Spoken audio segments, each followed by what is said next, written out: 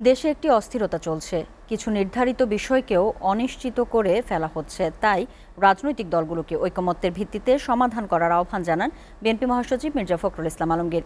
বলেন, যারা বিভক্তি সৃষ্টি করতে চায় তারা দেশের ভালো চায় না। বিকেলে প্রয়াত বিএনপি নেতা আব্দুল্লাহ আল নোমানের স্মরণ সভায় একথা বলেন তিনি। দেখুন সাজ্জাদ জাহানের প্রতিবেদন। রাজধানীর ডিপ্লোমা ইঞ্জিনিয়ার্স ইনস্টিটিউশনে প্রয়াত বিএনপি নেতা আব্দুল্লাহ আল নোমানের স্মরণে আলোচনা সভার আয়োজন করে জাতীয়তাবাদী শ্রমিক দল। সভায় বিএনপি স্থায়ী কমিটির সদস্য নজরুল ইসলাম খান বলেন, ১৬ বছরের স্বৈরশাসনের কবরের উপর বিএনপি আবার গণতন্ত্র রচনা করবে। আমরা দৃঢ়ভাবে বিশ্বাস করি যে গত ১৬ বছরে যে অপশাসন, যে স্বৈরশাসন, যে ফ্যাসিবাদ, তার কবরের উপরেও আবার আমরা গণতন্ত্র প্রতিষ্ঠা করতে পারবো আমাদের নেতা জনাব তারেক রহমানের নেতৃত্বে।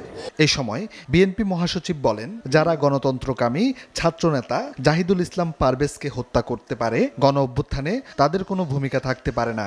যারা এই সময়ে একজন ত্যাগী ছাত্রনেতাকে হত্যা করতে পারে, তারা নিঃসন্দেহেই বাংলাদেশের এই পরিবর্তনের আন্দোলনের সঙ্গে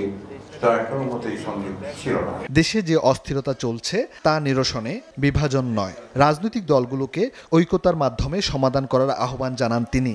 পত্র পত্রিকা, টেলিভিশন, টকশো সবকিছু দেখেন কেমন একটা অস্থিরতা চলছে। বেশ নির্ধারিত বিষয়গুলোকে আমরা অনির্ধারিত করে ফেলছি। সংস্কার, নির্বাচন, এই কথাগুলো সাধারণভাবে অনেক বেশি উচ্চারিত। অত্যন্ত ধৈর্যের সঙ্গে সমস্যাগুলো আলোচনার মাধ্যমে সমাধান করা। সংগ্রাম এখনো শেষ হয়নি উল্লেখ করে দলের নেতাকর্মীদের সজাগ থাকার আহ্বান জানান ফখরুল ইসলাম আলমগীর। আমরা নির্বাচনের মধ্য দিয়ে একটা নির্বাচিত সরকার ও পার্লামেন্ট এখনো পাইনি। দৃঢ়তার সঙ্গে, সচেতনতার সঙ্গে আমাদেরকে কিন্তু কাজ করতে হবে। সাজ্জাদ জাহান, এসএটিভি, ঢাকা।